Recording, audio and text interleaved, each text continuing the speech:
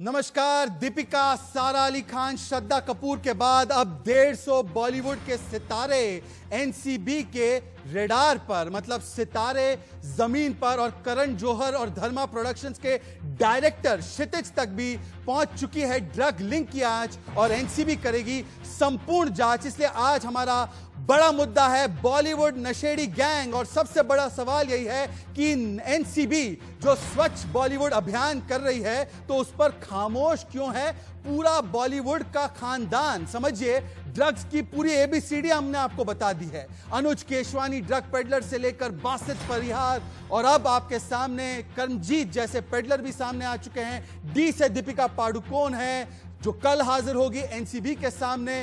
तो जे से जया शाह है, कौन की वो कर्मचारी है जो अपने कबूलनामे में बहुत सारी बातें बता चुकी है, चैट्स जिसके सामने आए। पर इस वक्त मैं आपको बताना चाहता हूं कि एक बहुत अहम शख्स भी हमारे साथ जुड़ने वाले हैं जिनका नाम जी से शुरू होता है। पर मैं आपको आगे की पटकथा सुनाते रहता हूं, बस कुछ ही देर में ये जी लिंक भी जुड़ने वाली है मेरे साथ। पर केफ और करण जौहर के बारे में भी समझ लीजिए। करण जौहर और क्षितिज, करिश्मा प्रकाश, कौन, ये के से कई सारे किरदार है जिनको लेकर अब एनसीबी एक तरीके से अपनी पूरे शिकंजे को कस रही है। वो सवाल जवाब करना चाहती है कौन मैनेजमेंट को लेकर भी अब कई सारे सवाल। और मैं एम पर पहुंच चुका हूं क्योंकि मेरे साथ एम से बहुत बड़े लोग आने वाले हैं। पर जी जिसका मैं जिक्र कर रहा था, मेरे साथ अब जुड़ चुके हैं गुप्तेश्वर पांडे।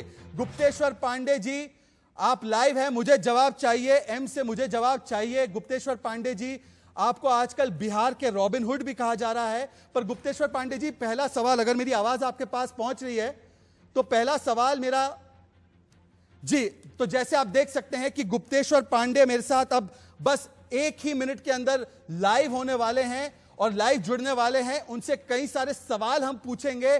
क्यों उन्होंने जल्दी रिटायरमेंट, क्यों उन्होंने वीआरएस ली, और आगे का रोड मैप क्या है। गुप्तेश्वर पांडे आज की तारीख में बिहार के रॉबिनहुड कहे जा रहे हैं। उनको ये उपाधि मिली है सोशल मीडिया से और मीडिया से कि किस तरीके से उन्होंने सुशांत मामले में न्याय की लड़ाई लड़ी, और अब उन्होंने अचानक से जो इस्तीफा दे दिया पुलिस से। अब आगे का प्लान क्या है गुप्तेश्वर पांडे का। और इसी बीच गुप्तेश्वर पांडे पर जो लगातार हमले बोले जा रहे हैं, राजनीतिक आरोप लगाए जा रहे हैं, कई सारी चीजें बोली जा रही हैं, तो उन तमाम सवालों का जवाब भी हम लेंगे। गुप्तेश्वर पांडे हमारे साथ लाइव होंगे।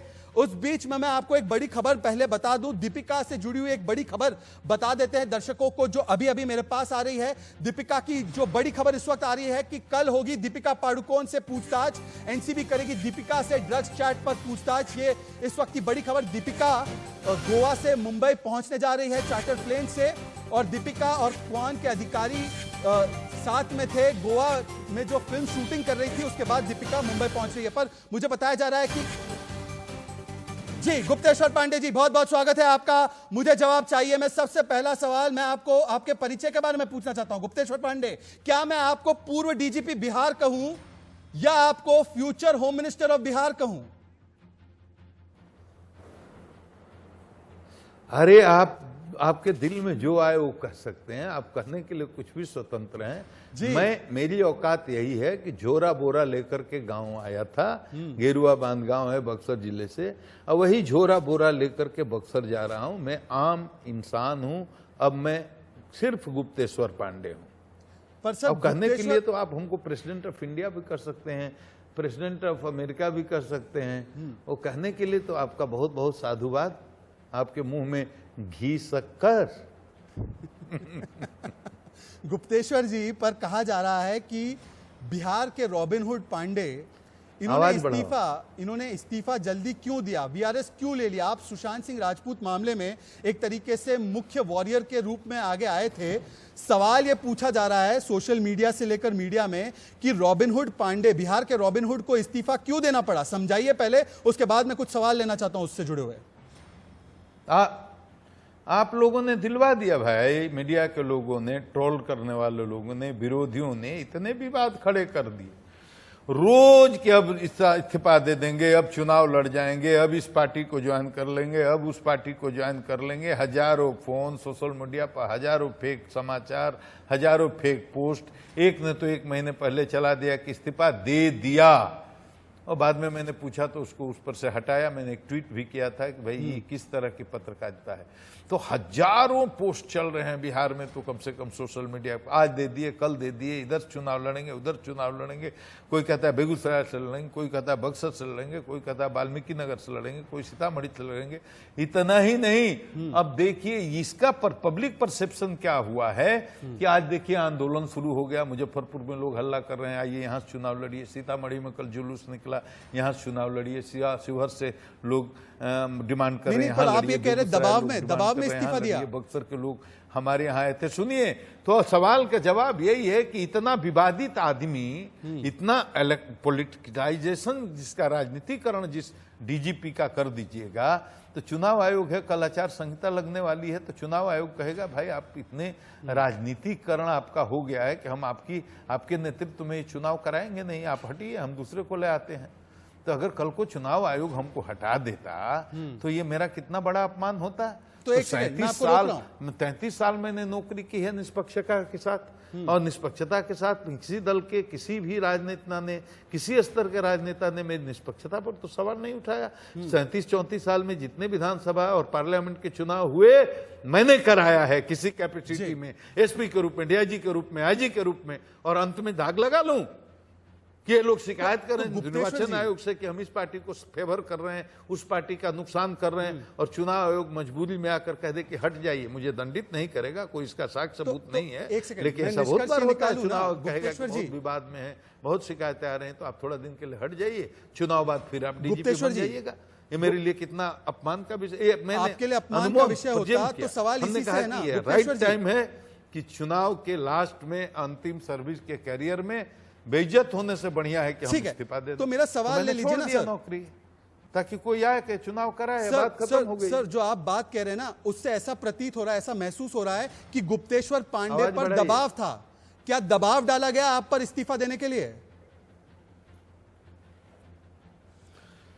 दबाव आप लोगों ने डाला, मीडिया के लोगों ने डाला, हमारे जो आलोचक हैं, जो हमसे जलते हैं, जो हमसे ईर्ष्या करते हैं, जो हमसे डरते हैं, जो हमसे थ्रेटन फेल करते हैं, कौन? जो भी लोग, आप देखिए मीडिया पर किस तरह से ट्रोल करते हैं लोग। सर तो आप तो स्वतंत्र नागरिक है, खुलकर बोलिए सर, आप गुप्त तरीके से नहीं बोलते, डरते हैं। स्वतंत्र नागरिक है सर, आज खुल के बोलिए। कौन है वो लोग जो आपको प्रताड़ित कर रहे थे? बोलिए सर। मीडिया में तो आपका नहीं, कोई मुंबई से बयान दे देता है कि गृह मंत्री होंगे, जैसे आपने कहा कि मैं किस रूप में आपका स्वागत करूं, पूर्व डीजीपी या बिहार के नए होने वाले गृह मंत्री के रूप में। तो आपने जो कहा, तो इस तरह का परसेप्शन अगर बनाइएगा पब्लिक में, क्या संदेश जाएगा? चुनाव आयोग क्या सोचेगा? अच्छा, क्या सोचेगा चुनाव आयोग? मुंबई की बात कंधे पर, भारत के निर्वाचन आयोग के कंधे पर है निष्पक्ष मतदान कराना, और किसी पद पर बैठे हुए आदमी का इस तरह से राजनीतिकरण कर दिया जाएगा कि आने वाले बिहार के भावी गृह मंत्री हैं, तो उसकी निष्पक्षता तो थोड़ी संदेह के घेरे में आ जाएगी। फिर वो चुनाव क्या कराएगा? उस पर उसके विरोधी, जो सरकार की विरोधी ताकतें हैं, शक्तियां हैं, राजनीतिक दल हैं, वो तो उसकी निष्ठा खत्म, उसका भरोसा खत्म। अच्छा, मुंबई का आपने जिक्र किया, तो फिर ये 33 साल तक नहीं हुआ, तो चुनाव सर्विस के अंतिम कैरियर में ये मैं क्यों होने दूंगा? मैं आपकी बात से इसलिए मैंने कहा कोई आए दूसरा कराए चुनाव, मैं छोड़कर चला। पर गुप्तेश्वर जी, आपने मुंबई का जिक्र किया। मुंबई के 2 सांसदों ने आप पर हमला बोला है, एक है संजय राउत, दूसरी है प्रियंका चतुर्वेदी। वो खुलेआम ये तंज कस रहे हैं कि गुप्तेश्वर पांडे ने एक राजनीतिक मोहरे की तरह काम किया सुशांत सिंह राजपूत मामले में, और अब जो है उन्हें एक तरीके से एडजस्ट किया जाएगा। उनको बोल दिया गया कि रिजाइन कर लीजिए, अब पॉलिटिक्स में एडजस्ट कर लिया जाएगा। ये आरोप एक तरीके से शिवसेना, कांग्रेस पार्टी के कुछ लोग लगा रहे हैं वहां से। सुनिए, मेरी बात सुनिए। मैं पहले तो जिन 2 लोगों का नाम आपने लिया, मैं दोनों को आदर के साथ प्रणाम करता हूं। बड़ा सम्मान है, संवैधानिक पदों पर हैं, और वो महिला है, नारी है, तो नारी नहीं है सपना, नारी नहीं कहानी, नारी की गोद में ही पलती है जिंदगानी, वह घर घर की है लक्ष्मी, सिंदूर बन के दम के, मौका पड़े तो चूड़ियां तलवार बन के छनके। वो शक्ति के रूप हैं, उनका सम्मान है, बहुत ही अभिनंदन है, मैं प्रणाम करता हूं। और भाई संजय राउत जी को मैं तो डीजीपी था तो नहीं बोल पाता था, मैं उनको भी प्रणाम करता हूँ, अभिनंदन करता हूँ। बहुत अच्छा बोलते हैं, बहुत तरीके से बोलते हैं, बहुत सलीके से अपना पक्ष रखते हैं, बड़े कन्विंसिंग ढंग से हमले भी करते हैं। लेकिन संजय भाई, मैं बता रहा हूँ कि मैंने 34 साल 33 साल हमने अपनी सर्विस के जीवन में काटे हैं। कभी भी किसी भी राजनेता ने, किसी भी दल का क्यों ना हो, और बहुत सेंसिटिव प्लेस है आदरणीय संजय राउत जी, बिहार बहुत पॉलिटिकली जागरूक प्लेस है, बहुत ही संवेदनशील हैं यहाँ के लोग, एक एक आदमी को छेद करके देख लेते हैं। लेकिन किसी भी पॉलिटिकल पार्टी के किसी भी व्यक्ति, किसी कार्यकर्ता ने किसी भी चुनाव में मेरी निष्पक्षता पर उंगली नहीं उठाया है।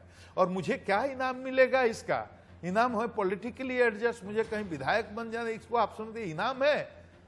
ये झोरा बोरा लेकर के बक्सर से मैं आया था और झोरा बोरा लेकर के बक्सर जा रहा हूं, और मैं बक्सर में इंडिपेंडेंट जाकर के जनता से हाथ जोड़ करके बोल दूं कि मुझे 100 के मुझे विधानसभा भेज दीजिए, तो जनता मुझे भेज देगी। आप आकर के सर्वे कीजिए, लोगों से मिलिए, मेरे घर में ठहरिए, मेरे साथ चलिए, आप मेरे भाई हैं, मैं आपको सम्मान, चल करके देखिए।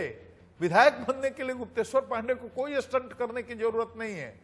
मैं बिहार के 25 विधानसभा ऐसे हैं जहां जाकर के नॉमिनेशन करके विधायक हो जाता हूं। तमन्ना मैंने है सर, क्या तमन्ना किया कि आप इतने परेशान हैं? गुप्तेश्वर जी, इतने हमलावर हैं, क्या किया? विधायक बनने की तमन्ना है? आदरणीय संजय राउत जी, मैंने कुछ नहीं किया। मैंने गलती किया कि FIR कर दिया।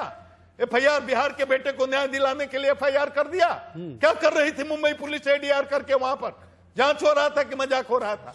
उसका बूढ़ा बेपाब लाचार बीमार 74 साल का बाप जब आता है, कहता है कि मेरे बेटे की हत्या के पीछे ये लोग हैं, FIR कीजिए, उसमें मनी ट्रेल है, उसमें प्रॉपर्टी का एम्बेजलमेंट है, उसमें क्रिमिनल ब्रीच ऑफ ट्रस्ट है, मैं FIR कर देता हूं। तो पाप कर दिया, गलत कर दिया, गैर कानूनी काम किया। इन्वेस्टिगेशन की टीम मुंबई दौड़ा दी तो मैंने पाप कर दिया, गलत किया, गैर कानूनी काम किया। आपने हमारे अधिकारी को क्वारंटीन कर दिया, वो कोई कानूनी काम था? बोलिए। मैंने प्रस्ताव दे दिया बिहार सरकार को कि CBI को भेजिए, क्योंकि ये हमको इन्वेस्टिगेशन नहीं करने देंगे। तो ये मैंने कोई गलत काम कर दिया? इस पर क्या बहस करेंगे आप? मैं हाथ जोड़कर आपको प्रणाम करता हूं। उचित बात उचित समय पर उचित तरीके से करनी चाहिए, इसमें कोई पॉलिटिक्स नहीं था। गुप्तेश्वर जी, मैं पॉलिटिक्स पर उससे पहले हमने जो किया, यही 3 काम किया। FIR किया, टीम भेजा, केस को CBI को रिफर किया, तीनों एक्शन को जायज ठहराया। और क्या किया? और हमारे अफसर को जब क्वारंटीन करके बेइज्जत किया जाने लगा, और मैं बात करना चाहता हूं वहां के DGP से, वो बात नहीं कर रहे हैं, SMS कर रहा हूं, SMS नहीं ले रहे हैं। मैं गृह सचिव से बोलता हूं, आप अपने काउंटर पार्ट से बात करो। मेरे अपर मुख्य सचिव किसको SMS किया था सर? आपने किसको SMS किया था जिसका जवाब नहीं आया? SMS का जवाब नहीं दे रहे हैं, कम्युनिकेशन को ब्रेक कर दिया। तो मैं क्या करता? मैं वोलेटाइल हो गया, मैं एग्रेसिव हो गया, मैं इमोशनल आदमी हूं, और इसके बाद में खुलेआम में हमलावर हो गया। मैं बोलने लगा और पूरे देश में एक जनमत बनता गया, मीडिया के साथ लोग होते गए। गुप्तेश्वर जी, जनता देश के साथ होती गई जी, और उसी का परिणाम हुआ। मामला सुप्रीम कोर्ट में आप ले गए गुप्तेश्वर जी, और सुप्रीम कोर्ट में गया, मेरे सारे स्टैंड को सुप्रीम कोर्ट ने एंडोर्स कर दिया जी। और आप कहते हैं कि सुशांत का मामला इसलिए किए थे कि इनको पॉलिटिकली एडजस्ट करना था। नहीं, आप ये आरोप नहीं जानते, आप ये मेरा कहना नहीं है, ये आरोप है। पर गुप्तेश्वर ये बहुत छोटी चीज है। हाँ, गुप्तेश्वर जी, मेरा सवाल सुनिए ना। मैं आज जब संजय भाई आपके को सामने जवाब दे बैठा रहा हूं, हूं, मैं आपको नहीं कर रहा हूं, संजय भाई को जवाब दे रहा हूं। मुझे क्या कोई पॉलिटिकली एडजस्ट करने की जरूरत नहीं। ये आरोप लग रहे हैं आप पर, और आपको आरोपों का सफाई देने के लिए मैंने आपको खास इस शो पर बुलाया है। मेरा सवाल आज ये है कि आपको देखकर लग रहा है कि बहुत इमोशनली हर्ट हुए हैं। भाई साहब, यही बात मैं स्पष्ट कर रहा हूं कि सुशांत के केस से मेरे BRS को मत जोड़िए। मेरे को इतना आप लोगों ने विवादित बना दिया कि मैं चुनाव आयोग द्वारा अपमानित होकर हटने के पहले मेरे पास कोई ऑप्शन नहीं था, मैंने हट जाना उचित समझा। ठीक है गुप्तेश्वर जी, ये बताइए, आज गुप्तेश्वर पांडे बड़ा इमोशनली हर्ट साउंड कर रहे हैं। बड़ा मतलब, मैं आपकी बातें सुन रहा हूं, लगातार ऐसा लग रहा है कि एक पिता, एक ठेस पहुंचा हुआ पिता बात कर रहा है, जिसको ठेस पहुंचा है। आज उस स्थिति पर कैसे पहुंच गए गुप्तेश्वर पांडे? किसको SMS किया था और SMS का जवाब नहीं? आप DGP थे सर, आपके SMS पे तो कई सारे लोग आपको जवाब देंगे। कौन है वो व्यक्ति जो आपको जवाब नहीं दे रहा था, वो भी सुशांत मामले को लेकर जांच पड़ताल में? आप बताइए सर आज, और किसके इशारे पर नहीं दिया जा रहा? फोन लगाइए मुंबई के पुलिस कमिश्नर परमजीत सिंह को। फोन लगाइए कि उनको SMS किया था कि नहीं? फोन लगाइए कि उनको फोन किया था कि नहीं? फोन लगाइए महाराष्ट्र के DGP साहब को, मैं उनसे बात करना चाहता था कि नहीं? फोन लगाइए कि उनको SMS दिया था कि नहीं? हमारे पास तो रिकॉर्ड है, वो अपने फोन में चेक करें कि रिकॉर्ड है कि नहीं, कि हमारे साथ जो हो रहा है वो बहुत अनफॉर्चुनेट हो रहा है, अनप्रोफेशनल हो रहा है, अनइथिकल हो रहा है। आप फोन लगाइए, पूछिए, मेरी बात का खंडन कर दें कि मैं झूठ बोल रहा हूं, तो इस्तीफा तो दे ही चुका हूं। अगर वो खंडन कर देंगे तो मैं सार्वजनिक रूप से आकर के उनका पैर पकड़ के माफी मांग लूंगा। मैं झूठ नहीं बोलता, पब्लिक डोमेन में हूं और पब्लिक के बीच में रहा हूं। झूठ बोलने का जिसके अंदर इतना नैतिक बल रहेगा वही बोलेगा। मैं झूठ नहीं बोलता हूं। उन्होंने कम्युनिकेशन बिल्कुल ब्रेक कर दिया। गृह सचिव यहां के बात कर रहे हैं, गृह सचिव से हमने कहा भाई पुलिस वाले तो कोई बात नहीं कर रहे हैं, एसएस होम, आप एसएस होम से बात करो, वो भी चैनल ब्रेक। वो ये बात करना चाह रहे हैं बिहार से, वहां महाराष्ट्र से रिस्पॉन्स नहीं आ रहा। मेरे पास उपाय क्या था, हल्ला करने के अलावा? बोलिए क्या उपाय था? मेरा अफसर क्वारंटीन है, वहां हाउस अरेस्ट है, 4 और अफसर फंसे हुए हैं और रो रहा है, परेशान है, हैरान है, गैर कानूनी ढंग से उसको रखा गया है और कोई वहां का बात करने के लिए तैयार नहीं है। कोई पुलिस का अधिकारी बात करने के लिए तैयार नहीं है, सिविल का अधिकारी भी बात करने के लिए तैयार नहीं है। एसएस होम से एसएस होम नहीं बात कर रहे, क्या करेंगे? किसके दबाव में हुआ होगा? शुरू किया मीडिया बेस्ट।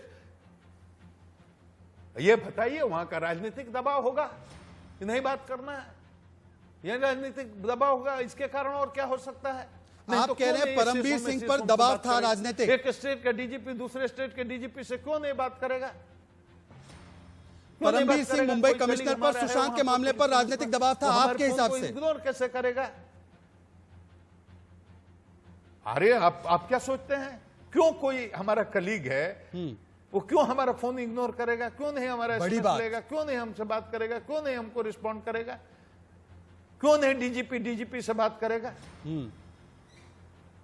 गुप्तेश्वर जी ये बताइए, मुझे इस बात के बारे में बताइए। चैनल ब्रेक हो गया तो मैंने बोलना शुरू किया। ये क्यों नहीं बताते हैं संजय भाई राउत जी? उनको बोलिए कि हमको बोलना इसलिए पड़ा, आक्रोशित इसलिए मैं हुआ, इमोशनल इसलिए मैं हुआ, हमको कि हमारे अफसर को बेइज्जत किया जा रहा है। मैं फोन करना चाह रहा हूं तो सरकार में वहां से कोई रिस्पॉन्स नहीं आ रहा। क्या जरूरत थी ये सब करने की? हमारे अधिकारी को सीधे बुला करके वहां के पुलिस कमिश्नर बोल देते कि आपका जुरिस्डिक्शन नहीं है, अनुसंधान नहीं करने दें, वापस जाइए। हम बुला लेते वापस, हम कोर्ट के रास्ते से आगे। बेइज्जत करना शुरू किया तो मैंने मोर्चा ले लिया। मैं लड़ाकू आदमी, लड़ते लड़ते यहां तक पहुंचा हूं। आप पता करिए, बिहार में मैं कभी किसी से झुका नहीं हूं, कभी। ये गर्दन कट सकती है, झुक नहीं सकती है, वो संस्कार है, वो जीन है मेरे अंदर। कभी किसी के सामने झुका नहीं सर, ये कहा और न झुकूंगा। ना सर कटा सकता हूं, झुका नहीं सकता। पर गुप्तेश्वर पांडे, कुछ लोग कह रहे हैं कि आपकी एग्जिट के बाद, मतलब इस सुशांत सिंह राजपूत की पूरे मामले में एग्जिट के बाद अब ये दिशाहीन हो रही है पूरी जांच। कुछ लोग कह रहे हैं कि देखो सीबीआई ने शुरुआत की, अब सीबीआई के बाद एनसीबी आ चुकी है। आज दीपिका पाडुकोन वर्सेस कंगना रनौत हो रहा है, बॉलीवुड के ड्रग एंगल पर चले गए हैं। पहले तो मुझे आप बताइए कि ये जो खुलासे हो रहे हैं, बड़े बड़े ए लिस्टर्स के नाम समन किए जा रहे हैं, सारा अली खान, श्रद्धा कपूर, ये मुंबई पुलिस यहां पर भी कुछ दबाव वाला काम हो रहा था, इसलिए दबा रही थी इस मामले को? और दूसरी बात, सुशांत की जो जांच है वो अब किस दिशा में जा रही है आपके हिसाब से? मेरे से मैं सवाल करता हूं, आप मेरे सवाल का जवाब दीजिए। आप ये वजह, मुंबई में कोई ड्रग रैकेट का काम ये नया है क्या? 25 साल से चल रहा है। और क्या ये मुंबई में हॉलीवुड में, ये सॉरी बॉलीवुड में, ये जो ड्रग के पैडलर्स हैं, ड्रग रैकेटियर्स हैं, ड्रग का जो सिंडिकेट है, क्या मुंबई पुलिस को नहीं मालूम है क्या? अगर मुंबई पुलिस को यह बात नहीं पता है तो मुंबई पुलिस देश की सबसे खराब पुलिस मानी जाएगी। अगर पता है कुछ नहीं कर पा रही है तब भी ये खराब पुलिस मानी जाएगी। और पता है और नहीं कुछ कर रही है तो मुंबई पुलिस से सवाल भी होना चाहिए कि आप क्यों नहीं कुछ कर रहे हैं। आज से है क्या ड्रग का रैकेट है? ये बताइए, अगर मैंने यहां केस नहीं सुशांत का किया होता और मैंने अपनी टीम नहीं भेजी होती तो सुशांत का मामला तो खत्म था, मर गया था, फाइलों से खत्म। 14 को मौत हुई, 21 तक जून तक तो मामला ही खत्म था। जब मैंने यहां मुकदमा कर दिया, टीम भेज दिया, तब पूरे देश में हंगामा शुरू हुआ। और ये ड्रग का रैकेट आपको पता चलता, ये सिंडिकेट पता चलता। रिया जी तो सत्यमेव जयते करके इमोशनल अपील कर ही रही थी और सीबीआई से जांच की मांग कर रही थी। अब बिहार पुलिस गई तो भग गई। गुप्तेश्वर जी, आप नहीं आई सामने जी। और जब सीबीआई को केस चला गया तो सुप्रीम कोर्ट चली गई। तो वो आज जेल में है, वो इसलिए कि हमने यहां मुकदमा किया था। उसी के चलते ये ड्रग रैकेट का जो खुलासा हुआ है वो इसलिए हुआ कि बिहार में हमने मुकदमा किया था। और ड्रग रैकेट चलने दीजिए, सीबीआई जो जांच कर रही है उसको भी चलने दीजिए। सीबीआई के अपने तरीके हैं, आपको लग रहा है सही दिशा में जांच हो रही है। आखिरी सवाल आपसे चाहता हूं गुप्तेश्वर जी, हाँ, इन्वेस्टिगेशन वो अपना डिस्क्लोज नहीं जी। करते हैं, बड़े प्रोफेशनल लोग हैं, जी। वो काम कर रहे हैं। हालांकि साक्ष्य बहुत नष्ट किए जा चुके होंगे या हो गए होंगे, किस मामले में? लेकिन सुशांत सीबीआई मामले में? तार तार जोड़ करके साक्ष्य जुटाएगी और इंसाफ होगा। जी, आखिरी सवाल मैं आपसे लेना चाहता हूं। आपने कई बड़ी बातें बोली है, पर आखिरी सवाल का जवाब दीजिए गुप्तेश्वर जी। आपने कहा है मैं ज्वाइन करूंगा पॉलिटिक्स, आज सवेरे कहा है, 12 सीट से चुनाव का ऑफर भी है। कौन सी पार्टी है जो आपकी विचारधारा को मैच करती है सर? बिहार में अगर देखा जाए, बिहार से अगर चुनाव लड़ेंगे तो 4-5 ही पार्टी है। अगर गुप्तेश्वर पांडे को अगर किसी राजनीतिक और जाना भी होगा तो कौन सी विचारधारा वाली पार्टी है? राष्ट्रवादी पार्टी होनी चाहिए या वो पार्टी किस तरीके की पार्टी होनी चाहिए, उसका ही बता दीजिए सर, अगर ज्वाइन करते हैं पॉलिटिक्स कभी तो। राष्ट्र सबसे ऊपर है सबके लिए भाई। राष्ट्र, सब पार्टियां राष्ट्रवादी हैं, सबके लिए राष्ट्र ऊपर है, देश सबसे ऊपर है, उसके बाद समाज है। प्रधानमंत्री मोदी अच्छा काम कर रहे हैं, इसमें कहां कोई दो राय है। प्रधानमंत्री मोदी के बारे में आपकी क्या राय है? क्या प्रधानमंत्री मोदी और नीतीश कुमार के काम के बारे में क्या राय मोदी है? बहुत अच्छे आदमी हैं, देश को एक नया नेतृत्व दिया है। मैं उनका फैन हूं, उनको पसंद करता हूं, उनको लाइक करता हूं, उनकी इज्जत करता हूं, उनकी इज्जत करता हूं। उससे क्या हुआ? लेकिन बिहार में तो नीतीश कुमार का कोई है नहीं। नीतीश कुमार जैसा तो बिहार में कोई है नहीं। बिहार अगर आज यहां तक पहुंचा है तो नीतीश कुमार के कारण पहुंचा है। बिहार में अगर सुशासन है तो नीतीश कुमार के कारण है। बिहार में बिजली है तो नीतीश कुमार के है कारण है। बिहार में सड़क, पुल, पुलिया कुछ भी दिखाई दे रहा है वो नीतीश कुमार के कारण है। आज सीए एनआरसी का जो मूवमेंट चला, 370, 35, त्रिपुल तलाक जैसे मुद्दे आए, एक से एक भीषण स्थितियां परिस्थितियां उत्पन्न हुई, लेकिन बिहार में कोई उपद्रव नहीं हुआ, शांति विधि व्यवस्था बनी रही। वो माननीय नीतीश कुमार का कमाल है।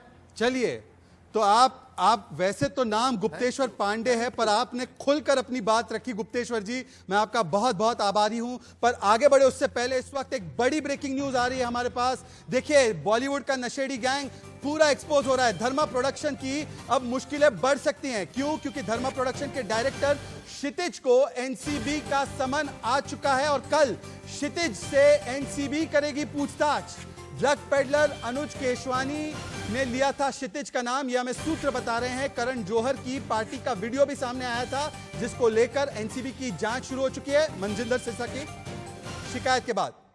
तो चलिए एक बार रुक करते हैं। हमारे तमाम मेहमान हमारे साथ जुड़ चुके हैं और सवाल आज मेरा यही है। आगे जाएंगे तो संवाददाता से भी हमारे बात करेंगे मुंबई से, जो इस खबर को ट्रैक कर रहे हैं। पर आपको स्क्रीन पर दिख रहा है बॉलीवुड नशेड़ी गैंग पर आज बातचीत करने के लिए मेरे साथ एक पूरा पैनल जुड़ चुका है। ममता कालिया आपको दिख रही हैं, सीबीएफसी की सदस्य रही हैं। मोहम्मद अली खान है, मोहम्मद अली शाह है हमारे साथ, मेजर भी रहे हैं, रिटायर्ड मेजर भी है आर्मी के। पर इनकी पहचान इस तरीके से भी है कि फिल्म जगत से जुड़े हुए हैं, नसीरुद्दीन शाह के रिश्तेदार भी है, पर उससे उनका कोई फिल्मी करियर आगे नहीं गया है, वो अलग चीज है। पर आपको पृष्ठभूमि बता देनी चाहिए। इसके अलावा मेरे साथ एडवोकेट ऋचा पांडे है। एडवोकेट ऋचा पांडे एनसीबी और एनडीपीएस एक्ट में माहिरता रखती है और उतनी ही माहिरता आभा सिंह, देश की वरिष्ठ सुप्रीम कोर्ट की लॉयर, हाई कोर्ट की लॉयर। और मेरे साथ है प्राची काले, जानी मानी एक्ट्रेस। पर सबसे पहला सवाल, चलिए फिल्मी दुनिया के दो लोगों से ही ले लेते हैं। पहले सवाल आपसे लेता हूं, शाह साहब बताइए, ये एक के बाद एक स्टार लिस्ट के जो लोग हैं उनको बुलाया जा रहा है, करण जौहर तक भी आंच पहुंच रही है, दीपिका पादुकोण कल सामने होगी, रकुल प्रीत ने आज तो धोखा दे दिया पर कल जाना पड़ेगा। बताइए सर, ये इस थाली में कितने छेद है? जब बता रही थी कंगना तो आपकी बॉलीवुड की लॉबी को बड़ा बुरा लगा, वो तो कंगना पर हमला करने लगी। चलिए बोलिए, अब बताइए। इसमें कोई पर्सनल होने की बात नहीं है, कोई किसी पे हमला नहीं करना चाहिए, लेकिन मैं कह रहा हूँ इसमें कोई हर्जा नहीं है। अगर किसी को बुला रहे हैं सम होने के लिए तो फर्ज बनता है हमारा वहां पे जाके अपनी पेशी देना। It will only clear the air. जो वातावरण, जो रही है, रवि किशन की बात सच थी या झूठ? कम से कम जो माहौल बन रहा है किसी के खिलाफ किसी के पक्ष में, तो वो जो हवा है वो तो कम से कम क्लियर हो जाएगी कि जो बात है, जो असल बात है, जो हकीकत की बात है, वो सामने आ पाएगी। चाहे फिल्म वाले हो, चाहे बिजनेस वाले हो, चाहे कोई भी हो, अगर कोई ड्रग्स ले रहा है तो वो गैर कानूनी है, वो सेहत के लिए तो हानिकारक है ही है। उसके अलावा जब सेलिब्रिटी कोई लेता है तो वो इतना इन्फ्लुएंशियल होता है, कई यंगस्टर्स, कई यूथ लोग उनको देखते हैं और उनको देखते हैं तो सोचते हैं कि भाई ये बहुत कूल चीज है, बड़ी अच्छी चीज है, हमें भी करनी चाहिए। मोहम्मद अली शाह, मैं आपकी बात से, मेजर साहब मैं आपकी बात से एग्री करता हूं, पर प्राची अधिकारी, मेरा सवाल आपसे है, प्राची अधिकारी, जब ये सब कल्चर बन चुका है मुंबई की बॉलीवुड इंडस्ट्री में ये ड्रग्स का, तो इस पर क्लीन अप होना चाहिए, ना कि कवर अप। पर जया बच्चन कवर अप कर रही थी, रवीना टंडन, कंगना रनौत, रवि किशन जो कर रहे थे क्लीन अप, बोल रहे थे, तो उनके ऊपर असत्य का हथौड़ा चलाया गया। प्राची, देखिए, जया बच्चन जी जब थाली की बात कहती हैं तो मुझे लगता है वो थाली में जो खाना होता है उन्हीं के बच्चों को होता है, बाकी जो छोटा हुआ बचा हुआ लेफ्ट ओवर फूड होता है उनके चापलूसों यानी तापसी और ये स्वरा भास्कर जैसे लोगों को होता है जो टुकड़े टुकड़े गैंग के साथ खड़े होते हैं। और बाकी हमें तो कटोरी और चम्मच भी नहीं मिलते। हम साउथ में यहाँ काम कर रहे हैं, हमने अपने बलबूते पे अपने ना जाने कितनी बातें बड़े प्रोडक्शन से सुनते हुए तब जाके मैंने छोटे प्रोडक्शन में काम किया। इसलिए किस लड़की के पास प्रभुदेवा की अच्छी मूवी आ रही होगी और वो वहां नहीं जाएगी और एक छोटे बजट की मूवी करेगी? क्यों, मैं पागल हूं क्या? अच्छी खासी शक्ल होते हुए मुझे काम नहीं मिल रहा है, अगर किस कारण नहीं मिल रहा है? कॉम्प्रोमाइजेस या उनके साथ ना जाने की वजह से, उनकी वो जो पार्टियां हैं जिसको बड़ी एजेंसी का एक मैनेजर कहता है कि ये पार्टी में अगर तुम शिरकत करो तो it will be very good, तुम इनका पार्ट बन जाओगी। और आज नहीं, 8-10 साल पुरानी बात बता रही हूँ। तो ये इस तरह से जब छोटी छोटी लड़कियां आती हैं ये इस तरह की बातें करते हैं। जया बच्चन जी इसलिए कह रही है क्योंकि आई थिंक वो अपने ही किसी घर वाले को एक्सपोज ना होने देना चाह रही हूँ, क्योंकि दिशा सालियान जो थी ऐश्वर्या राय जी की मैनेजर थी। और आपको पता ही होगा जो ये गैलेक्सीज अपार्टमेंट बनाते हैं, कौन बनाते हैं? इम्तियाज खत्री हैं वो बिल्डर जिनके बारे में चर्चा हो रहे हैं, अभी पकड़े गए हैं। आप देखिए अभी तो ये नाम आए हैं, ना जाने कितने लोग एक्सपोज होंगे। और मुझे शिकायत बताया जा रहा है, मैं एक बार रुक एडवोकेट ऋचा पांडे जी का करना चाहता हूं। ममता काले, उसके बाद आपके पास आऊंगा। एडवोकेट जी, ऋचा पांडे जी, हमें यह बताइए, अब बताया जा रहा है कि पेडलर्स के जो इन्फॉर्मेशन मिली है उससे कई सारे बॉलीवुड के ए लिस्टर्स के नाम आए हैं, 150 सेलिब्रिटीज भी है, टीवी के एक्टर एक्ट्रेसेस को भी बुलाया जा रहा है। अबिगेल पांडे के बाद अब और 2-3 स्टार्स के निकल के नाम आ रहे हैं। पर कुछ लोग बोल रहे हैं कि ये व्हाट्सएप चैट पर, 2 साल पुरानी व्हाट्सएप चैट पर, और यह कहा जा रहा है कि केवल महिलाओं को बुलाया जा रहा है। क्या है इस एनडीपीएस एक्ट का पूरा केस? क्या है एनसीबी के पास? क्या वो काफी है इन लोगों को समन करने के लिए? क्या ये जो आरोप लगाए जा रहे हैं वो काफी है, इस सबूत काफी है? पूरा केस जो है, मैं आपको लगातार ये भी बता रहा हूं, चार्जशीट और माफ कीजिएगा एफआईआर जो फाइल हुई है वो कैसे फाइल हुई है, पर आप समझाइए कि क्या केस है दीपिका के खिलाफ, जया साहा, कौन के लोगों के खिलाफ, सारा, श्रद्धा के खिलाफ, समझाइए। बहुत सारी एक्ट्रेसेस उसमें इन्वॉल्व हैं, ऐसा कुछ भी नहीं। बहुत से मेल एक्टर या बहुत सारे मैनेजर या बहुत सारे और लोग भी इसमें इन्वॉल्वमेंट आ रहा है। और आपको जैसे मालूम भी है कि रिया चक्रवर्ती, उसके स्टेटमेंट पे अभी तो सारी सिर्फ इंटरोगेशन हो रहा है, जो सम्मन पहुंचा गया है उनको जो है इंटरोगेशन के लिए भेजा है। और जो है अकॉर्डिंग टू एनडीपीएस एक्ट जो है सेक्शन 67 कहता है कि किसी के अगेंस्ट अगर कोई इंफॉर्मेशन है तो उसमें पर्सन को, किसी भी व्यक्ति को बुला के एनसीबी जो है इंटरोगेट कर सकती है। तो इसलिए ये कहना गलत होगा कि नहीं साहब सिर्फ फीमेल एक्ट्रेसेस इसमें इंडल्ज हैं या सिर्फ इसमें पर्टिकुलर फिल्म इंडस्ट्री की यही एक्ट्रेसेस इंडल्ज हैं। जो भी जिनके अगेंस्ट आपको जो है इंफॉर्मेशन मिलती जाएगी, आराम से जो है एनसीबी उनके अगेंस्ट जो है सम्मन जारी करके उनको बुला के इंटरोगेट कर सकता है। इंटरोगेशन के बाद वो चार्जशीट देगा, चार्जशीट में जो भी उसमें कल्प्रिट होंगे, जो भी उसमें विक्टिम्स होंगे, सभी कुछ सारी चीजें सामने आ जाएंगी। पर आभा सिंह, देखिए ऋचा पांडे जी एडवोकेट है, वो कह रही है कि जांच सही दिशा में हो रही है और इसमें कोई भी गैर कानूनी चीज या भेदभाव वाला कोई तर्क नहीं दिया जा सकता। पर आभा सिंह जी, कुछ लोग फिर क्यों परेशान है? स्वच्छ बॉलीवुड अभियान अगर हो रहा है तो अलग अलग तर्क दिए जा रहे हैं, कह रहे हैं कि अरे कंज्यूमर को क्यों पकड़ते हो, ये फिल्म स्टार्स को क्यों पकड़ते हो, बॉलीवुड के लोगों को क्यों पकड़ते हो? पंजाब में ड्रग्स है, जाओ वहां पर जाओ, ड्रग पेडलर्स के पास जाओ, सप्लायर्स के पास जाओ, उन पर भी कार्रवाई हो रही है। पर इन पर अगर होती है कार्रवाई स्टार्स पर, तो ये स्टार्स पर कार्रवाई से कुछ लोग परेशान क्यों है? कि अगर स्टार्स ने कानून तोड़ा है तो स्टार्स पे कार्रवाई होनी चाहिए, लेकिन जितना लॉ में प्रिस्क्राइब्ड है वही होना चाहिए। और सबसे बड़ी बात है इस केस की, सुशांत सिंह राजपूत के केस की, जब कानून का एक बहुत बड़ा प्रिंसिपल है, you must come with clean hands. तो मुंबई में एफआईआर हुई नहीं, बिहार में एफआईआर लिखी गई। जिस डीजी ने बिहार में एफआईआर लिखी वो नौकरी छोड़ के इलेक्शन लड़ने चला गया, तो उस बिहार की एफआईआर का वजूद क्या बनता है, उसी पे क्वेश्चन मार्क खड़ा हो जाता है। और रही बात मुंबई में, जब सीबीआई और ईडी कुछ पा न सकी तब ड्रग चैट्स पे एनसीबी आई है। अगर एनसीबी इंडिपेंडेंटली रेड करती, रेड हैंडेड पकड़ती, ड्रग्स रिकवर करती तो कोई सवाल नहीं उठते, लेकिन एनसीबी ने कोई ड्रग्स नहीं रिकवर किए, कोई इंडिपेंडेंट रेट्स नहीं। ठीक है आभा जी, मैं आपको रोक रहा हूं, मुझे बस 30 सेकंड में हेडलाइन लेना है। मैं आपके पास लौट कर आऊंगा। ममता काले भी रुकी हुई है, उनकी प्रतिक्रिया पहले लूंगा। जो आभा सिंह ने बोला है, क्या राजनीति की जा रही है, क्या फंसाने का काम हो रहा है? क्योंकि कांग्रेस ने भी ऐसा आरोप लगाया है।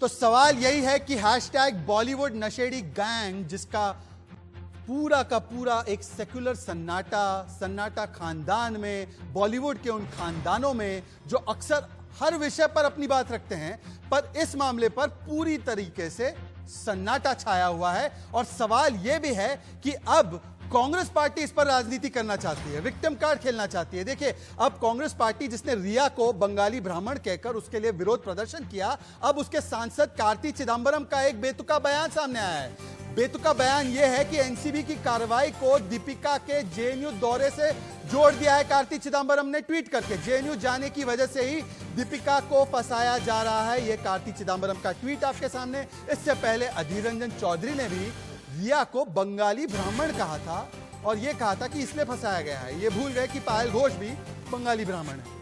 पर बहरहाल ये तस्वीरें उस समय की है जब जेएनयू गई थी दीपिका पादुकोण, वहां पर वाम दल के कुछ स्टूडेंट से मिलने, आयशी घोष से मिलते हुई।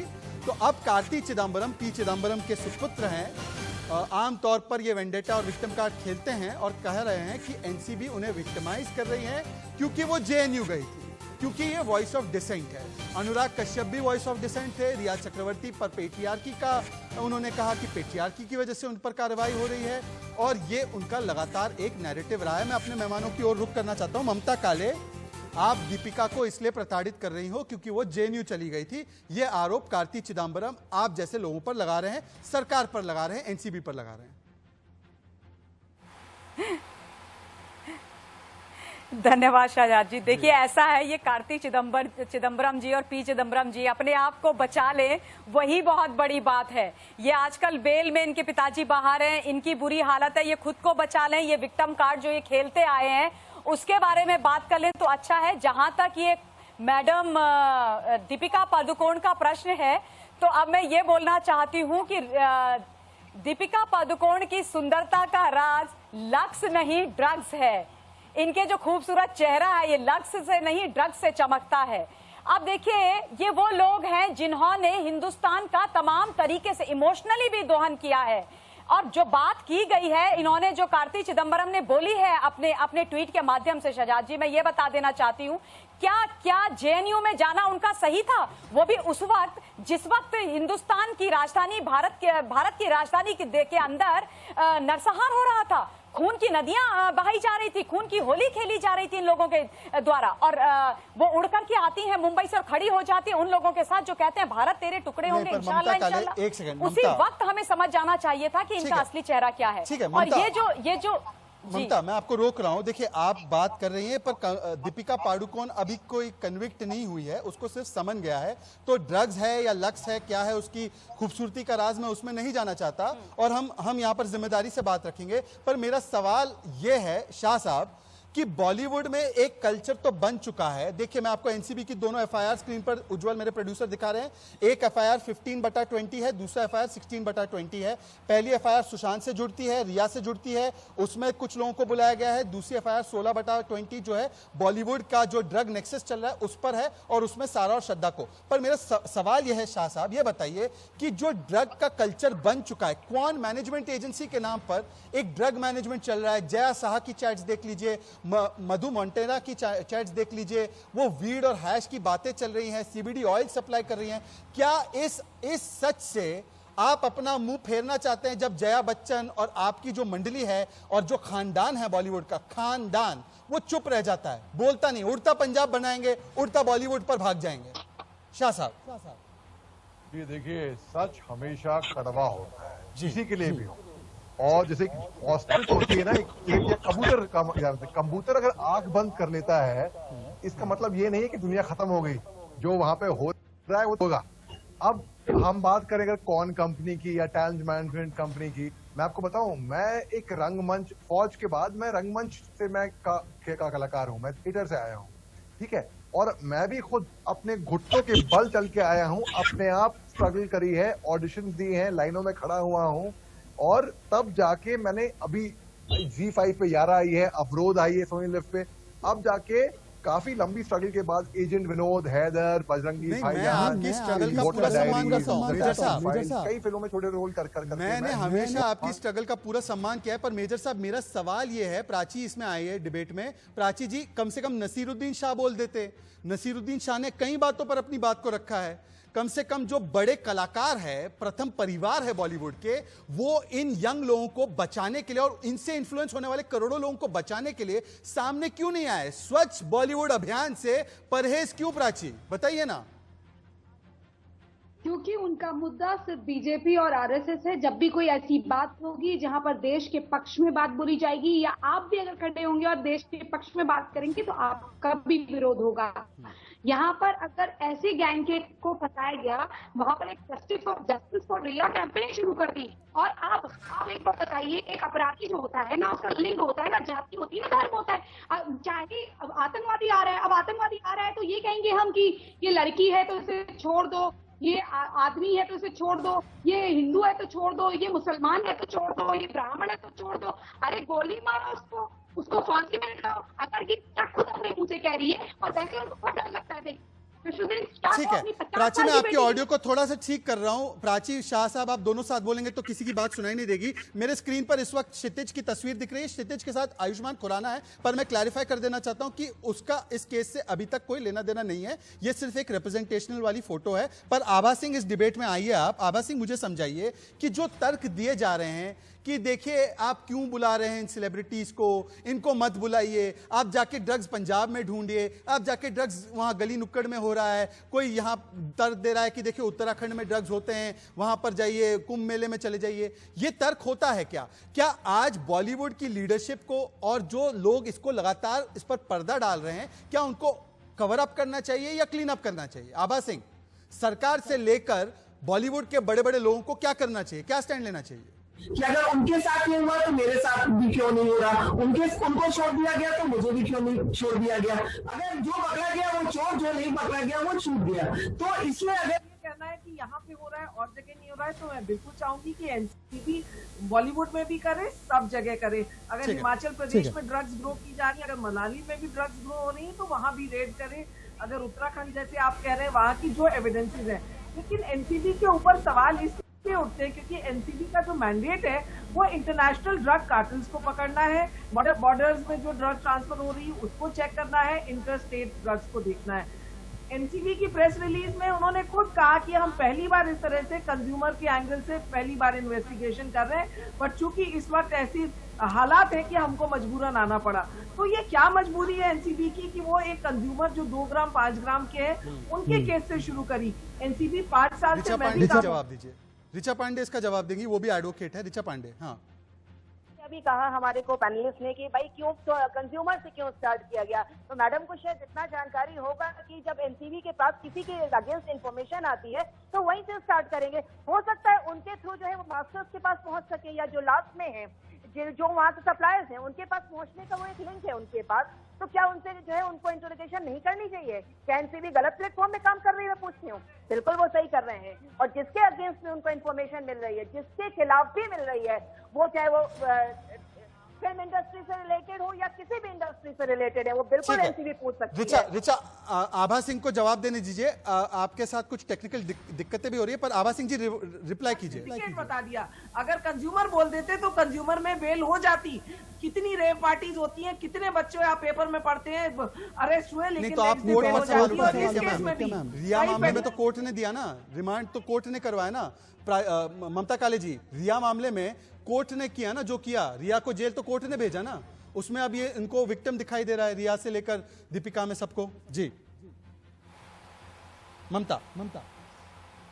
देखिए ये ना जब से सुशांत सिंह राजपूत की जी धन्यवाद। जब से सुशांत सिंह राजपूत की रहस्यमयी मौत हुई है, पूरा बॉलीवुड उसके लिए कभी एक शब्द नहीं बोला, किसी के मुंह से एक शब्द ये नहीं निकला कि उसको न्याय दिलाया जाए। लेकिन रिया के ऊपर जैसे ही शिकंजा कसा और वो जेल चली गई तो उसके विच हंट की बात इन्होंने करनी शुरू कर दी, #सेव रिया चक्रवर्ती इन्होंने किया। और आभा जी जो बात कर रही है, मैं उनको बताना चाहती हूँ, इसको आभा जी रिवर्स इन्वेस्टिगेशन कहते हैं। यानी कि जो कंज्यूमर है उससे लेकर के ऊपर की तरफ आया जा रहा है। नीचे की जो कड़ी है, प्रथम कड़ी है, जो सेवन करती है नारकोटिक्स का, उसको पकड़ के आप पेडलर से आप जो ड्रग के सारे माफिया हैं वहां तक पहुंचने की तैयारी कर रहे हैं। और ये एनसीबी का काम है, ये भी एनसीबी का काम है। दूसरा, कुछ लोग जो आपने बोला था कि बात कर रहे हैं कि यहां पर ड्रग मिलती है हिंदुस्तान में, वहां पर मिलती है, ये सारे ना कुतर्क दिए जा रहे हैं। एक मोहतरमा थी बॉलीवुड की किसी दूसरे चैनल में, जिन्होंने मुझे बोला कि सीवीडी ऑयल रिया जो है सुशांत सिंह राजपूत को इसलिए दे रही थी क्योंकि इसका इस्तेमाल बाइपोलर और डिप्रेशन के मरीजों को ठीक करने के लिए दिया जाता है। तो मैंने उनको पूछा, भाई ये हिंदुस्तान में आपके हिसाब से एनडीपीएस एक्ट के हिसाब से लीगल है? कहती नहीं, I am not talking about India, I am talking about US. तो मैं इन सब लोगों से यही बोलना चाहती हूँ कि भाई हम हिंदुस्तान में बैठे हैं, हिंदुस्तान की बात कीजिए। यहाँ पर जो है सीवीडी ऑयल एनडीपीएस एक्ट के तहत इलीगल है। आभा जवाब दीजिए। बात करते हैं, सबूत पे जाइए। तो आप कह रही हैं कि एनसीबी बिना सबूत बुला रही है लोगों को? आभा जी, आपका तर्क यह है कि एनसीबी जो कर रही है, जैसे कार्ति चिदम्बरम कह रहे हैं कि वो एक हिट जॉब कर रही है, यह आपका तर्क है क्या आभा जी? देखिए, ड्रग चैट में कोई ड्रग रिकवरी नहीं हुई है, क्योंकि एनसीबी के पास पावर है। तो 67 अंडर द 67 वो 37 एनडीपीएस एक्ट के तहत वो समन्स भेज रहे हैं। बिल्कुल उनके पास पावर है, बुलाइए। ऋचा पांडे जी से रिप्लाई लेता हूँ। ऋचा पांडे जी, क्या ये हिट जॉब किया जा रहा है जैसे कार्ति चिदम्बरम और अब आभा सिंह बोल रही है? ऋचा पांडे जी त्वरित कमेंट, फिर उसके बाद एक्टर्स के पास। नहीं, बिल्कुल भी नहीं। नाम बिल्कुल रिया ने लिया है और नाम सामने आए हैं, चैट सामने आए हैं, इसीलिए सेक्शन 42 लेस करता है कि arrest of such reasonable reason to believe है अगर, तो इसीलिए वो अरेस्ट कर रहे हैं, इसीलिए वो समन भेज रहे हैं। और अभी तो समन की स्टेज में, ऋचा जी अभी तो समन की स्टेज में, पर सवाल मैं एक बार फिर से प्राची और मोहम्मद शाह आपके पास आ रहा हूं। मेजर मोहम्मद शाह, मुझे एक बात बताइए कि आज अगर मुंबई पुलिस अपना काम कर देती ना, तो एनसीबी को अंदर घुसना ही नहीं पड़ता इस मामले में। मुंबई पुलिस सुशांत में अपना काम करती, मुंबई पुलिस दिशा की मौत में अपना काम करती, या मुंबई पुलिस इस महा ड्रग अघाड़ी को तोड़ने का काम करती, तो एनसीबी को इंटरनेशनल रैकेट छोड़कर ये स्टार्स कौन से ड्रग्स ले रहे हैं और कहां से ले रहे हैं उसमें जाना ही नहीं पड़ता। सही बोल रहा हूं ना शाह साहब?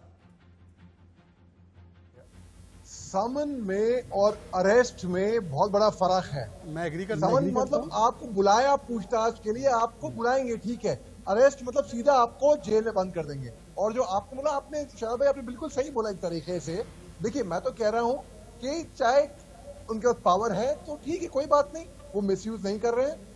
आप बुलाइए, पूछताछ करिए। अगर रिकवरी ना हो या ना हो उससे मतलब नहीं है। अगर शक किसी पे होता है और अगर आप अपनी छानबीन कर रहे हैं, अपना काम कर रहे हैं, अच्छी बात है, करें। सर मैं सवाल, प्राची मेरा सवाल बॉलीवुड के उन धृतराष्ट्रों से है जो आज देखो देश में इंटॉलरेंस बढ़ता है तो वो बोल जाते हैं, पर आज बॉलीवुड में जो इस तरीके का माहौल बना है, ड्रग का तमाशा चल रहा है, तो उस पर चुप है। ये बॉलीवुड के धृतराष्ट्र कब बोल पड़ेंगे प्राची? जब सारे बड़े कलाकार इसमें लिप्त हो, बड़े खान नेटफ्लिक्स का इसमें खुलासा हो रहा हो, जौहर का नाम आ रहा हो, उनको समन भेजे जा रहे हो, इतने लोगों को भेजे जा रहे हैं जो A+ लिस्टर्स हैं, A+ कहूंगी इनको। तो ये वो हैं जो बड़ा निर्धारित करते हैं कि दूसरे का क्या होगा, किसको करा जाएगा, किसको नहीं करा जाएगा, जो एजेंसीज के कवर के नाम पर एक प्रोस्टिट्यूशन रैकेट चलाएंगे और नेक्सस चलाएंगे, माफिया नेक्सस चलाएंगे, बुली करेंगे, ड्रग्स देंगे, उसको बेचेंगे। एक तरफ ये कलाकारों को पैसा देंगे, दूसरी तरफ कलाकारों से पैसा लेंगे ड्रग्स की आदत डलवा के। आप समझ रहे हैं मैं क्या बोल रही हूँ? तो वो कैसे करेंगे? आप इतनी पार्टीज में देखते हैं कौन कौन होता है, तो अपने बच्चों को ही लोग बचा रहे हैं, ममता काले वालों को बचा क्यों बोलेंगे? ममता काले, पर अब एक मंडली बोल रही है कि कल किसानों का प्रोटेस्ट है और किसानों से प्रोटेस्ट से ध्यान भटकाने के लिए दीपिका को समन किया गया है, तो इसका मतलब दीपिका को अब कल समन ना करे। मतलब मुझे इनके तर्क समझ में नहीं आते। किसी की हैश वाली विश मिली है तो उससे सवाल ना पूछा जाए, किसानों का प्रोटेस्ट है कह रहे हैं। मतलब अगर कोई कत्ल कर देता है तो किसानों का प्रोटेस्ट होगा तो कत्ल की जांच नहीं होगी। असल में बिल्कुल ये बात इन लोगों की ये हो जाती है ना कि जब इनके पास कुछ रहता नहीं है बोलने के लिए तो ये कुतर्क पर उतर आते हैं। इसे कहते हैं डिस्ट्रक्टिव ऑपोजिशन। कुछ काम धाम है नहीं, किसानों के लिए पूरी जिंदगी खुद किया नहीं है, किसानों की परिभाषा तक तो पता नहीं है। अब किसानों के कंधे पर बंदूक रख करके ये उन लोगों को बचाने की कोशिश कर रहे हैं जिनके द्वारा महाराष्ट्र के अंदर भी जो इनकी मिली जुली झोल झपाटे की सरकार चल रही है ना, उसके भी बहुत बड़े हाथ हैं इनको बचाने में। और न जाने इन अभिनेताओं के साथ कुछ राजनेता भी हो, कोई भरोसा है, कोई पता है? आप सोचिए ना कि ये लोग डे वन से रिया को बचा रहे थे, सुशांत की मौत को के पर्दे नहीं खोल रहे थे, तो कोई ना कोई कारण तो होगा, कुछ ना कुछ तो होगा। तो ध्यान तो आप लोग भटका रहे हो। आभा जी, क्या किसी को बचाने और भटकाने के लिए आप लोग ये पैंतरा नहीं खेल रहे? एनसीबी को लाके शिवसेना को परेशान करे ताकि सरकार गिर जाए और बीजेपी दोबारा अपना मुख्यमंत्री बना सके। ये सब जो है सबको दिख रहा है, सब समझ रहे हैं। और मैंने कहा ईडी ने शरद पवार को बुलाया था, बीजेपी की सरकार चलेगी महाराष्ट्र से। और आप एनसीबी जो है अगर आम आदमी को हैरेस करेगी तो देश की जनता भी चुप नहीं बैठेगी। आभा सिंह जी, तो मतलब मोदी विरोध करना एक लाइसेंस है क्या? मतलब मोदी विरोध में फिर आप यौन शोषण भी कर लो, सवाल नहीं पूछे जा सकते। आप मोदी विरोध में ड्रग्स ले लो, आपसे सवाल नहीं पूछे जा सकते। क्या मोदी विरोध करना एक लाइसेंस बन चुका है? कुछ भी करो, फिर मोदी विरोध की पंक्ति में खड़े हो जाओ, फिर आपसे कोई सवाल पूछे तो बोलो इंटॉलरेंस, डिसेंट की आवाज को रोका जा रहा है। ये एक नया लाइसेंस है, मैं भी कर लेता हूँ फिर। आप कहीं जाओ मत। और दूसरी बात रही, जैसे कि हमारे नहीं मोहम्मद शाह, मोदी विरोध के नाम पर ड्रग्स चलेगा, यौन शोषण चलेगा, बॉलीवुड के बड़े बड़े लोग कुछ नहीं बोलेंगे, मोदी विरोध करेंगे और उसके बाद विक्टिम कार्ड। सुशांत सिंह राजपूत के पक्ष में हैं और बाकियों की तरह, क्योंकि मैं उनको पर्सनली जानता था, उनसे कई दफा मिल चुका था, तो मैं खुद पूरे देश की तरह जानना चाहता हूं कि सच्चाई क्या है, सच क्या है आखिर। सर, ये सवाल आपके बड़े बुजुर्ग बॉलीवुड में पूछते ना मुंबई पुलिस से, पार्लियामेंट में खड़े होकर क्या कहा? थाली में छेद मत करो ममता काले। और लेट मी टेल यू, हर बिल्कुल। और कौन सी थाली की ये लोग बात कर रहे हैं? कौन सी थाली? मुझे ये समझ में नहीं आता है। तब इनकी थाली में छेद नहीं होता है जब ये हवाला का पैसा इस्तेमाल करते हैं बॉलीवुड के अंदर, जब ये अंडरवर्ल्ड का पैसा इस्तेमाल करते हैं, जब ये दाऊद का पैसा इस्तेमाल करते हैं, जब ये पाकिस्तान का पैसा इस्तेमाल करके अपनी बॉलीवुड चलाते हैं, अपनी फिल्में बनाते हैं, तब इनकी थाली में छेद नहीं होता है। और थाली इनकी थोड़ी ना है, थाली में तो ये हमारी छेद करते हैं, थाली में तो ये देश की छेद करते हैं। हमारे टैक्स पेयर के पैसों पर ये जहां है वहां पर है, उसके बाद हमें ही आके दिखाते हैं। मतलब कैसे कुतर्क और कैसी उल्टी सीधी बातें करते हैं ये लोग। सवाल यही है ममता, मैं तमाम मेहमानों का धन्यवाद करना चाहूंगा। आज के लिए समय इतना ही था। शुरुआती दौर में गुप्तेश्वर पांडे से बात हो रही थी तो समय थोड़ा कम था, पर जाते जाते सिर्फ इतना कहूंगा कि बॉलीवुड में अगर एक गैंग्स ऑफ गांजापुर चल रहा है, तो अगर उस पर एनसीबी की रेड पड़ रही है, तो फिर बाकी के लोग इतने परेशान क्यों? उल्टा बॉलीवुड के खानदान को तो आगे आकर बोलना चाहिए कि ये कमी है, ये खराबी है। कंगना रनौत, रवि किशन, हम आपके साथ खड़े हैं, चलिए इसको सुधारते, इन नालियों को साफ करते हैं। पर यहां पर तो कुछ और ही चल रहा है। आज के लिए बस इतना।